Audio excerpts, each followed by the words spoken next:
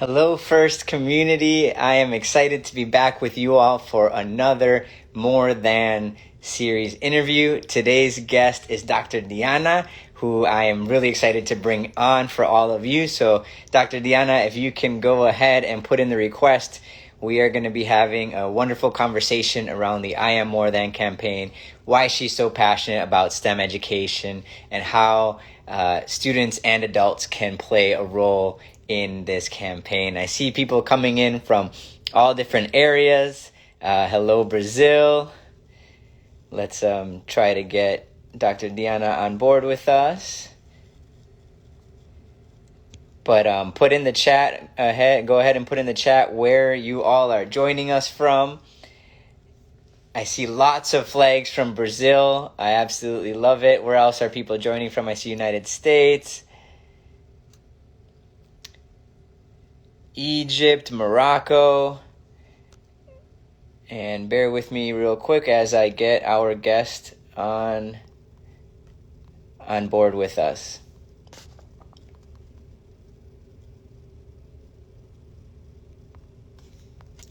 Dr. Diana, if you are in the live already, can you please submit a request to join? Lots of flags from Brazil. I absolutely love the amount of support in here from Brazil. Argentina, Detroit, Mississippi. Throw in your team numbers as well so we can get idea. FLL, FRC, FTC, Greece. All different. Dominican Republic, I love it. Maryland. Keep showing love for the communities that you are all joining us from. And our guest will be joining us in just a second. I'm making sure that we can get her in. I see California, Canada, Brazil. Love for Brazil. United States, Georgia, Venezuela. Welcome, Venezuela. Purdue University, China.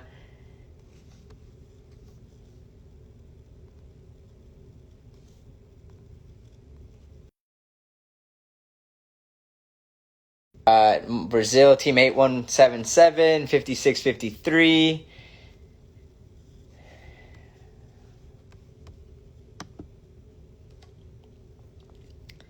Canada, team 6378. Team 3418. And Miami. Dr. Diana, if I could get you to submit a request to join the live, that would be wonderful.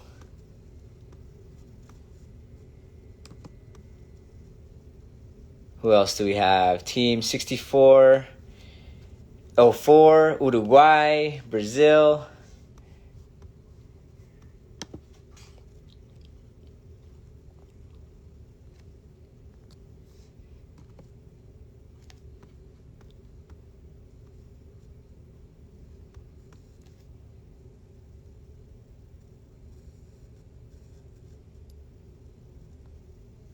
Keep throwing in all the love as I try to get our guest in here.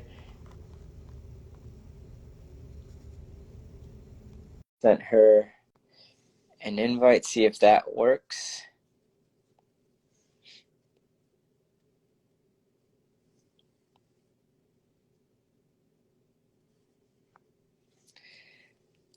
But I love it. Lego Warriors in Brazil, FRC 1683.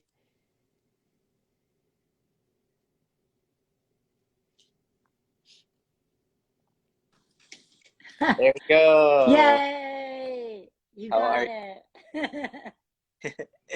We've been having people join in from all over the globe. Lots of energy to hear you today. So thanks for joining us. Lots of teams from Brazil. I think Brazil is taking the victory so far in terms of Awesome. participation, but literally all over the globe, and FLL, FTC, FRC. So thank you for joining us today. Really excited for our conversation. Me But for those too. for those that don't know who you are, could you start with a little bit of background on who you are and why you're so excited about getting youth engaged in STEM? Yeah, absolutely. So my name is Dr. Diana, or as my family calls me, Deanna. and I was a teacher for over a decade in Okay. both the public sector and the private sector. And in 2020, I graduated with a degree in STEAM education, really focusing on curriculum and instruction and design. And I was the first person to get that degree, not just the first Latina or the first female, but the first human, right? Most people graduate at that level with a STEM focus, but I Okay. wanted to include, the arts to reach more people. So now I'm working to kind of spread the message and get inclusive materials in front of learners and teachers. And I'm really passionate about sharing that perspective. I love that. So you're not trying to be just the first and only. You want to be the first of many now, right, Steve? Agree.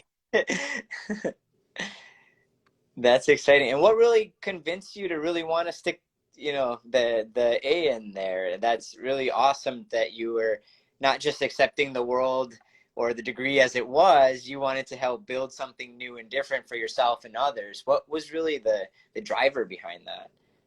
Yeah, that's a great question because it's true. A lot of, like, I did have to apply, I did have to defend the art piece. It Hmm. did take extra work, and I was told no a lot, but I continued to persist. And I think that's a strong message. And if you talk to role models in STEM and STEAM, many people will say that too, that they were told no, or they were fired, or they didn't get that role. And the longer we kind of try or stick with something, we see the success. But Hmm. I was at a school that was an arts based school. And Okay. so I was doing my research and including art. And so it just seemed natural. Like, why would I take it out or remove it just for the focus? It didn't make sense. I love that. And it's like a no is oftentimes a not yet, or more like a maybe if you give us a little bit more, information or build a better case for it. So it looks like you were able to build a strong case and then be able to make that happen. So I see a lot of comments in the chat about that being very cool, or kind of like taking on the challenge and accepting that challenge, which is really, Yes. so appreciate you sharing that. And I hope that our students will, when you're really passionate about something and you're really excited about it and you think you can make an impact, to keep pushing a little bit longer, a little bit, maybe a different angle to try to make that happen. And build more research, build your case, find the evidence that proves or demonstrates it's worthwhile. Yeah, I love that. Thank you for sharing. So speaking of kind of building on and growing, first just launched the I Am More Than campaign, and I want to know what you think about the campaign, as well as how can STEM and STEAM play a role in teaching students that they can be more than. It seems like you did it in a way with what you were studying and the impact you have now, but it seems like you could apply it to many other different areas of life as well. Oh, yeah, of course. So I think like education for the longest time has been focused on finding the right answer. Mm. And what STEM does is it's really giving kids the opportunity to find, to use all the tools they have to find more than one right answer, right? There's many ways to solve a problem.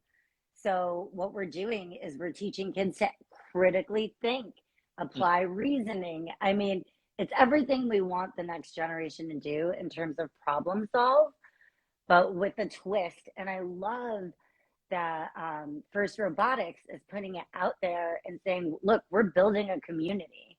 Come join us, be part of this, be a voice, be different, share your passion with our community. And I love that.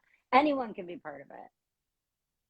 It's so important. I think a couple key things there. One, what you just, right, that anybody can be part of it. You don't have to be someone that is always identified as very strong into STEM, or that just absolutely loves math or science. Maybe you're just curious or creative, and you can find out Mm-hmm. how to build on that with the skills that first provides. So I love that you put it beyond like a little box, right? It's not this type of person that can do these types of things. You just have to figure out like what your personal path is to have success in those areas. Yep. Thank you for sharing that. And I feel like you're doing it in real life, but then you're also helping other people do it. So that's the most important part. Now, in playing with more than, one of the most challenging things that I've seen is that a lot of times when people make decisions about whether they're going to go towards a STEM or STEAM career or whether they're not, it often comes because someone tells them that they can or they can't. And has Yeah. there been a scenario that you've really felt less than, and how did you get past that, and how did you keep growing towards what you were passionate about? Yeah. So it's really helpful for all of us to just like acknowledge that we're human and we all make mistakes and we're all going to fail and we're all going to hit obstacles. Um, but one thing that parents can do, or that I do, or that my family did for me, is they model it and they say, okay, when something bad happens, how does that look? And then I kind of pivot. And so, what I teach kids too is to, let's just not only evaluate it, let's stop and say, well, yeah, what happened here? Or what can I learn from this? And then I Mhm. take it one step further and say, let's celebrate our failures. Let's find Oh, out what was awesome about it. And then let's get up and move forward. So in STEM, it's called fail forward. You've yeah. probably heard that before. Yeah, but that's just part of that mindset and getting in the habit of, instead of searching for those right and wrong answers or that failure as something bad, we're rewiring a whole generation to go, oh, that's awesome. Look at what I learned from my mistakes. That, I love that approach to it. So it's almost like epic fail, right? Like, yes, epic Yes. is like failure sucking. And I don't think that necessarily means that it's easy, right? You're not saying that it's all of a sudden going to be easy to fail, or that you're not going to feel disappointed sometimes. But it's the mindset shift that allows you to keep moving forward. Is that what you're kind of going at? Yes. And when kids like experience failure, we help them handle those emotions because Yeah. they are going to be mad. And it's important that we allow them to be mad and say, yeah, I would be frustrated too. Absolutely. And then now that you're mad and you've gotten out all that anger, what are you going to do next? Give up? No, you're going to keep going. Absolutely. So it's really doesn't become, unless if you let it stop you or if you don't learn something from it, right? As long as you learn something from it, then you can keep taking that as a you move with it again, right? or not in the same way, but it allows you to grow and keep going, which I think is really important, because none of us are ever going to be in a spot where we're not failing at all. It's just whether we're able to keep going when those obstacles or challenges come up. Yes, that's right. So along the way, when you were going through these things or challenges, did you have any STEM role models when you were growing up, or like was what drew you? Yeah. So I come from a family of people who works. Everyone works. The females, the males, everyone, and my whole family. They're engineers, doctors, business people. I'm trying to think. Oh, teachers. Of The course, best? we have a whole bunch of teachers. So yeah, my family played a really big part in me just knowing that everyone grows up, goes to college, gets a job.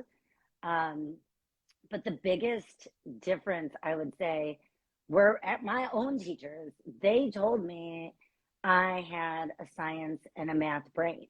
They helped me like not think of being um, a nerd as something bad, but that it was something that I should love about myself and not to hide it, right? And Yep. um, they encouraged me to apply for those experiences and go to space camp and do these fun things, which I was scared to go away from home. But, between like the teacher's encouragement and my family encouragement, everyone a whole community was always telling me, you got this, Hmm. don't give up. And even like when I was writing my dissertation and you rewrite it a million times and I wanted to give up, same, my dissertation chair and my mom and my mother-in-law and everyone is like, you can do it, you can do it, don't stop, you're so close. That's so critical. And for those people that I have had conversations that do make it into STEM, as I mentioned, there is usually someone there that helps kind of push you in that direction, right? Because sometimes it can be scary. You can think that it's going to be really hard compared to other things that you could study, but it's also extremely rewarding. So Oh, all the yes. and adults, teachers, grandparents, anyone in some kind of level of influence with children to understand that sometimes it's just telling them that, hey, you should check this out because I think you would be good at it. And they could end up going to space camp and then making their own Yes. computer and then doing all kinds of cool research and great things. Versus sometimes we focus on the little things that, oh yeah, that sounds like it might be hard or whatever. And that's not language that's going to encourage someone to go down that path. So just Right. understanding like how with very simple words you can set someone on track to do something really awesome, or you could really discourage them. So try to keep that positive energy around STEM and creativity and encouraging students to do all of those. Yep. And I think too, like for not everyone will have a family member or a role model, like a teacher encouraging them. So what I tell young people, high school students who know they're gonna, come up against some obstacles when they go into college, is I say, ask someone to be your mentor. Go to them, Yes. email them, go in person, tell them what you're doing, tell them, you would like them to hold your hand. There's so many people willing to give back and help someone 10 years younger than them Yep. come along. And it's important that they advocate for themselves, you know? I appreciate that tip because a lot of times we feel like that's a weakness if you go and ask for help, but it absolutely is not, especially in No. a challenging field and it's a team sport. And in middle Yes. school, high school, often you're more kind of graded or judged on your individual accomplishments. Right. Closer you get into the STEM world, or you might see on your teams, it really is a team sport. And you have to be able to be comfortable relying and supporting and growing with other people and not doing it on your own, because that's going to usually lead to a lot more headaches than if you would have just Yes. and asked for a little bit of help. So true. So true. So you mentioned space camp. Was there anything else that like really drew you towards them? Was it the space camp experience that you're like, okay, this is for sure what I want to do? Was there something else? So like the mentors kind of help take you in that direction, right? But what was it where you decided like, yes, this is what I'm gonna do? So another pivotal moment I had was when I actually started teaching. And so I'm in the classroom and I'm in public schools. I was in Atlanta public schools. Okay. And half of my class spoke Spanish as their first language. And the other half of my class was English speakers as their first language.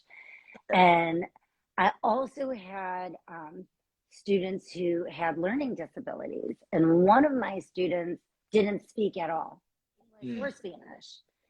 And I just felt like, how can I teach this student? What can I do? Yeah. And the school brought in um, an artist, but he did multimedia art. And so he had saws, and my class, all the fourth grade classes were invited to do this project. And so every day for an hour, we would go outside and hammer and nail, use saws, measure, and we built a structure for the playground that the kids could climb on and sit on. But it was also a piece of art. And that artist actually taught me about STEAM. I hadn't heard the term yet. And the student who was nonverbal was actually the only kid who could use the power saw without us watching, because he was precise and so good. And all the other kids would come around and watch and cheer him on, and they were encouraging him in this way. And to see that was just pivotal for me because I saw directly the impact it made when we made, like, when you give kids the option to participate in STEM.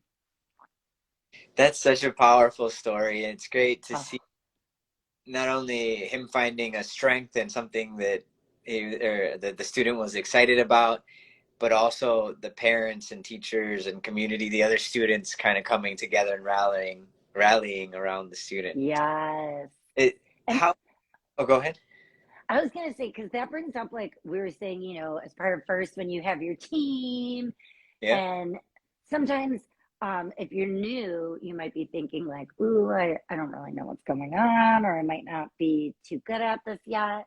So I always tell coaches, come at it with an asset based mindset and ask the kids, what is your strength? I mean, you have to have one strength, right? Maybe you don't know it yet, but I'm sure most kids do. They'll say, oh, well, I'm really good at writing, or I'm really good at, and then you can say, okay, well, you're going to take notes on what we're doing today. Like, right? Find a way to engage the teammates by sharing their strength. And that's a great entry point into STEM and STEAM. You answered basically what I was going to ask. That's a mind reader. But so can you say what you called it again? Was it asset based? Yeah, so it's called an asset-based mindset. Okay. And that comes to us from diversity, equity, and inclusion work, or a lot of times DEI work. So I want to make sure to give a shout out to all the researchers doing the DEI work and putting that out there for us.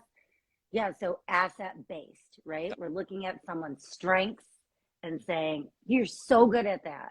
Share that. And then let's work on what you're struggling. Okay, perfect. Yeah, because my next question was going to be around that. How can mentors and parents and teachers help students discover that confidence that they can have? And so I guess your answer was by leading with their strengths, they're able to start with something that they're a little bit more confident in, and then grow from there, right? Versus Yes. they're at a deficit or that this is something that's scary getting started with. Right. And parents, mentors, teachers, it really only takes one to change the trajectory of a Mm-hmm. kid's life. And what we're doing is we're really just encouraging people to build a child's confidence. Kids want adults to rally around them and say, Yeah. you can do it. Right. So we have to be those voices that are giving them the tools to succeed, that are cheering them on, saying, you got this. And when they fail, it's okay. Let's move forward. Yeah. I love that. And I think that's so important for building their self-confidence, and then they can take that with them anywhere. I feel like if you Yes. base, I have a couple people in my community that believe in me. Anytime there's something that tries to tell you otherwise, because you have that base, you kind of can push forward anyways, right? Because you have Yes. you, and you're gonna see some of that noise around you, as that doesn't, just because this person's saying it doesn't mean that I can't do it, because this other group of people support and rally around me. And you never know how long that could impact their ability to do really cool things in the future. So true. And I'll also say too, now I'm not in the classroom anymore, but some of the students I taught are in college or Okay. they're now working, and they will send me messages on Instagram or email me and tell me what an impact I made on their life. So you never know what one sentence you say that makes a difference, or what one book you read to the class Yeah. that really resonated with them. Like, I mean, some of the stuff they tell me, I go, you were paying attention? That's awesome. I feel that's a good, that you're paying attention comment is good too, because sometimes the students don't always give that feedback right away. Yes. You're not a good mentor, a good teacher, a good parent. Like, keep putting that good energy forward, they might not recognize it immediately, but someday they're going to be like, oh yeah, like because of that experience, I decided to do this, and you know, that helped boost my confidence, and now I'm doing X, Y, Z really cool thing. Yes. And I remember like one kid specifically had wanted to be a football player, wanted to be a football player. And I said, you know, you're 10. The odds of you becoming a football player are like really, really small. Let's, you know, look at it with M&Ms and take away every year. How, I mean, it's kind of like STEM, how many people drop out each year as it gets harder. And I said, promise me when you get older, you will study science and math. Like, don't give up on them because you're so good at it. And now the kid plays football at Georgia Tech. And I'm like, yes, Best. you're doing both. Yeah, exactly. No, that's a great scenario where you can support their dream, but also make sure that they're surrounded with skills in that process, right? So a lot of kids right now are really excited about being YouTube influencers, and parents will often say Interesting. that that's not a job. Well, it is becoming a job, but also instead of just shutting that down, why don't we just talk about some of the skill sets that you need to be a good YouTuber that Yeah. help you in other ways? So hopefully YouTube blows up, you do great, you get to do your passion for the rest of your life. If not, you still have these other skill sets that it Right. takes to be a good YouTuber that you can apply in other careers or other aspects of your life and things that you want to go after. That's such a good point. And the jobs that the kids now in school will do when they grow up, we don't know as adults. The job I do now wasn't a job when I was a kid. No one could have prepared me for this, right? Like Yeah. now, so I mean, we almost have to take that language away as the adults and stop saying, you can't do that because you might. Prove me Exactly. wrong. Who knew that kids would be making money on TikTok, making videos about peanut butter, right? Like, Gosh, yeah. the opportunities are endless right now. And so I think just the key there is to keep encouraging, but also think about what are the skills that you're gaining? What are you learning in that process? And Mhm. how can you help your child or your student continue to grow in areas that are going to help? Is back to your football reference. I think this is the first time that Tom Brady has lost 3 games in a row in like 20 years. Yes. That so like think of what things weren't invented before his career started, right? And all Yep. jobs and technologies and opportunities that did not exist before that happened, that have happened just within the span of his career. Now imagine you're in middle school, high school, college, and then your career. How many different Yep. opportunities there's going to be in the future? So just I think parents and students should always keep an open mindset about what it is that can be possible, and just making sure you're learning and growing in the process towards what it is that you want to go after. Yes. And in education, we always call it like your toolbox or your toolkit. And I mean, it's a metaphor, right? So we're asking kids to say, like, well, what tools are we going to pull out of that box? Or what are we putting in today? And so that's a great like place for kids, a great language that we can use instead of asking, what did you learn today at school? Because kids will say nothing when they get in the car. They always say that. It's so true. Nothing is the probably the number one answer for all kids around the world. So instead, say, what tool did you pick up at school today? Okay, I like Try that. it, see what they say. I like that. So what about parents or teachers that are trying to kind of encourage students towards STEM, and they might not have it incorporated in their day-to-day life as much, or they might not, I hate that this term exists, but they might not view themselves as a math person or a science person, right? We need to break down the idea that that's even a thing, right? But what type of advice could you give to those mentors and educators to try to help encourage STEM more? Yeah, so one is if it doesn't exist at your school, definitely advocate. If you're a parent or a teacher, volunteer, bring the after school program there, start a first robotics team. I mean, if we look at so many of the programs that exist in schools, they're really led by people who are passionate in the community or the one passionate teacher who wants to stay late, you know, and give up their valuable time to do it. So expose kids to these experiences, sign them up, take them to museums. And I live in Connecticut, and there's an awesome science center. Go to the science center, right? Watch the movie Hidden Figures, Yeah. read the book The Future is Female Science. Like, have those moments, and then can start to see, oh my gosh, that person looks like me, and they struggled, and they were told no, and they still made it. Yep. And then they helped put a rocket on the moon. You know, I mean, that's just like, they learn so much just by seeing role models and being exposed to the fact that engineering is a job, or being a mathematician could be a job, right?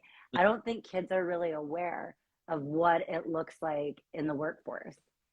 So Yeah, I we have think to show them. there's so many cool things that we just take for granted that have STEM and engineering behind them. We kind of expect things, for example, when you go to a store to just be there on the shelf. There's so much that goes into making Yeah. the product, designing the product, then getting it to the store, and all the other types of logistics in STEM and engineering, even just to go grocery shopping, right? But I Oh, think yeah. an even more powerful thing is there's so many examples of what could be in movies and cartoons, in YouTube shows, like that can spark an interest that's like, hey, you know, why don't you think we have flying cars and you know, submarines that we just use every day and stuff like that? Why can't we all just go to space? Those kind of questions that could spark a lot of curiosity, and you don't need to have the answers. You just need That's right. to encourage the thought process and the curiosity. Yes. And one thing I love too is like when parents flip it back. So Oh, I had one of my friends told me a story where their daughter came home and said, look, I'm just on the bus today riding home. I noticed so much trash on the sidewalk. And she said, like, it made me sick. Like, why would people do that? yeah. And so the parents flipped it back on the kid and said, well, what can we do about it? It's there, it happened. So now what? And Hmm. so they went and got gloves and bags and got people in the neighborhood to join them and did a big Saturday cleanup of the streets, like right around their area where they live, and disposed of everything, or recycled or composted, you know, did all the things to clean the area. But then they knew that they could be a problem solver, and Yeah. that they weren't just dealing with trash or living in it, that they were taking action, cleaning up their community, networking with people, and building something that was more beautiful than it was when they got there. Like, that's a perfect example of parents going, you can do this. Yeah. And someone might not view that as engineering, but that literally is what engineering and STEAM is. It's just problem solving, and you get to decide what types of problems you want to solve, right? That could be something that you might see traditionally, like going to space or building a vehicle, or that could be, in this case, solving a problem around the trash in your community. And so I think there's a lot that can be done into just encouraging kids to look at problems and try to come up with solutions instead of Yes. just accepting it as the way it is, or thinking that someone else's challenge. Like, what can we do about it? This is great. I love that you said. Yes. I'm sure And there's Jay too. a day for parents to be able to use. Oh, I hope so. And I like what you just said made me think of, we're really emphasizing the process and not the end product.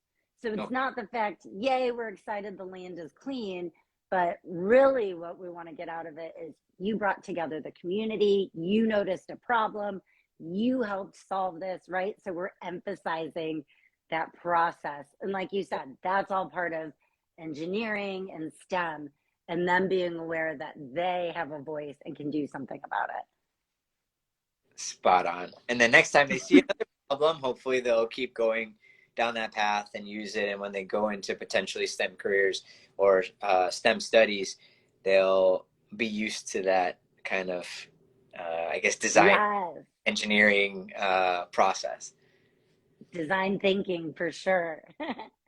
Cool. So, what about people that aren't parents yet, or they're not teachers, but they're in the STEM fields. Like let's say existing engineers working, but they don't have their own kids yet, or they're not teaching. What can they do to continue to encourage Yeah. others to go down that path? Two big things: volunteer and donate. Okay. Volunteer your time, volunteer your stories. It's even as simple as recording yourself and sending a video message to a class. Reach out like to your local community, see what they need. Ask a teacher at, where, I mean, a friend. Don't go up to a stranger, but like, volunteer to help where you can. And I know sometimes for people, time isn't an option. So then donate money. I mean, there's so many organizations doing good work, creating equitable playing fields in STEM. Find one to support and give funds if you can't give your time. I love that. There's so many different ways, and if you're not comfortable on video, you can write an article or do a podcast, or uh, Yes, if you don't have the funds, then maybe you have the time. There's tons of ways, but I promise you, no matter which path you take, it's going to be more rewarding than that's right. it's going to be well worth it, because just the light bulb moments, and I don't know, I don't think this is just me, but for me specifically, those light bulb moments for kids when they start to understand how something works and how they can be part of making it happen, when they make a robot go across the playing field, or they understand a concept for the first time, that is one of the most rewarding experiences ever. And to be part of Yes, being that mentor or that guide that causes that spark is extremely rewarding. So no matter how busy you are, or no matter how many challenges are out there, I'm sure it'll be more than worth it, especially in the first community. But there's tons and tons of different ways in which you can get involved. absolutely. And seek them out. Like, don't just be complacent. Actively look for ways to volunteer.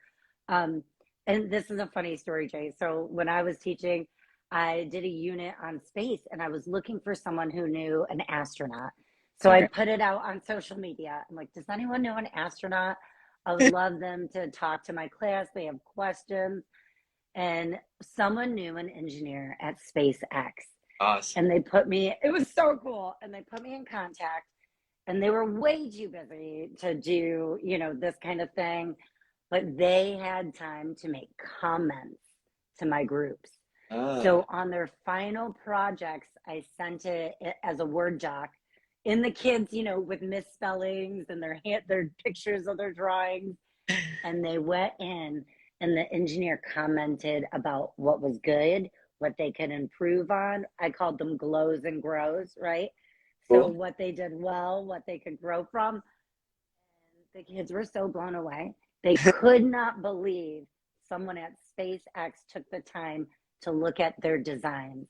It was like better than any teacher, parent, just That's so cool. knowing they were important. Yeah, and that's someone that, especially like if you're not growing up in a community where there's a lot of space activity, if you're not in NASA's backyard, Yeah. Boeing's backyard, to be able to have a real life connection to someone in the space industry is just like mind blowing, right? If it's not in your backyard. But that's what's cool about the world we're living in now, Oh my that gosh. you can just go find that stuff on YouTube, or in your case, you can try to network and find people Yeah. out and talk to your community. So whether you're an educator or a parent and you're trying to find those types of connections, definitely just shoot it out there in a comment and see what. Yeah. And for the students, look for things on YouTube, right? There's all kinds of mentors that you can find. Even if you don't get to meet them in person, you still can learn from them. There is a great video on YouTube I love. It's Dr. Karen Panetta. She started a group called Nerd Girl, like really taking away the stigma Yeah. of being a nerd in the STEM industry. And she tells the story of how when she was a little girl, she used pantyhose to do the classic egg drop experiment. And she practiced and practiced and practiced and knew her egg wasn't going to break. And so when she goes to school and tries it out, all the kids are making fun of her for using pantyhose because it does look kind of funny, right? but she knew it would work. And so she said I was resourceful. I didn't go out to the store and buy fancy things. I used what I had. I And I love. think those stories are so inspiring, right? Like using the tools that we have in our house. STEM and STEAM doesn't have to be high cost. It Yeah. doesn't have to be expensive. Work with what you got. Yeah. Absolutely. I love that example because one, the resourcefulness, right? But also she was Yes. because she knew her design worked, right? No matter what Mm-hmm. they say is if it completes the task, that's the most important part, I think. And so And kudos. that's confidence, looking at Yeah. people bullying you and being like, nope, I know I'm good at this. That's awesome. She had the last laugh, I guess, because her egg didn't break, and I'm sure there are a few other eggs that did that did break. Oh, yeah. That's That's part great. of the speech. I'll send it to you when we're done. You'll love Appreciate it. it. But yeah, there's tons of videos out there. I have a bunch of STEM at home videos on my YouTube and Instagram channels. First has all types of resources of ways that you can get involved and engaged. Do you have any favorite go-to resources for parents or for students? Definitely, like you had mentioned, YouTube. And then I'm also a major fan of books. I still love supporting print. Okay. Ada Twist Scientist, the author, Andrea Vitti, she has a phenomenal series for young kids. For middle school students, there's nonfiction and fiction series like the Origami Yoda series, which Cool. really gets kids involved and kind of it's like a twist on Star Wars a little bit. The maths in there and it's some fiction. So fun. But I think that's really like important for kids and parents to share is those stories. And I really can't emphasize enough that if we expose kids to role models who are the same culture as them, the same gender as them, that look like them, that they go, I can do that too. Yeah. And those stories of struggle. So they know, oh, this isn't me, this is the field. The Yeah. field is all about struggle with very little reward. But when you do get the reward, it's so Yeah. gratifying. So they have to like be resilient. And if we share those stories and messages, they'll persist. 100%. It's being comfortable at that edge of your comfort zone is not always the most fun place to be, but once you break through and you have that accomplishment, it's the greatest feeling ever. So Yes. a little bit of like getting used to being a little uncomfortable so then you can break through and get into those really cool things. So I appreciate that and all that you've shared today. Is there any last messages that you really want to share with our community, both from the student perspective and from the adults trying to help our youth understand that they are more than, and there's so many really cool things that they can do and contribute to this world if they continue on. Yes. I got one. Okay. Here's the thing as adults and as parents and as teachers, we all want to jump in and save a kid that's failing when they're struggling. Let's pretend someone's trying to tie their shoe Yeah. and they're frustrated. And it's so easy, especially if you're in a hurry, to just go ahead and tie the shoe and run out the door. Yeah. It's much harder to watch them struggle. But Mm. that's what I want you to do as parents, as teachers, as adults, is to sit back and go, okay, I'm going to make a cup of coffee. I'll come back and hopefully the shoe will be tied. Right. But we have to like resist the urge to fix kids' problems because that's telling them, I don't trust that you can solve your own. And Mhm. instead, we want to send the message, you can do this. And we do that by saying, give it another try. I'll come check on you in 5 minutes. Let me know how it goes. And don't watch if it's too hard. I feel you 100%. So yesterday I was doing these KiwiCo kits with my little cousin, and she's 5, but we were doing one that I think was made for like 9-year-olds. So I was supporting her and guiding her. But there were definitely tasks that she could do that I had to catch myself because I wanted to go grab and help her do it faster. But she could do it. She just needs a little bit more time than I, as an adult, need.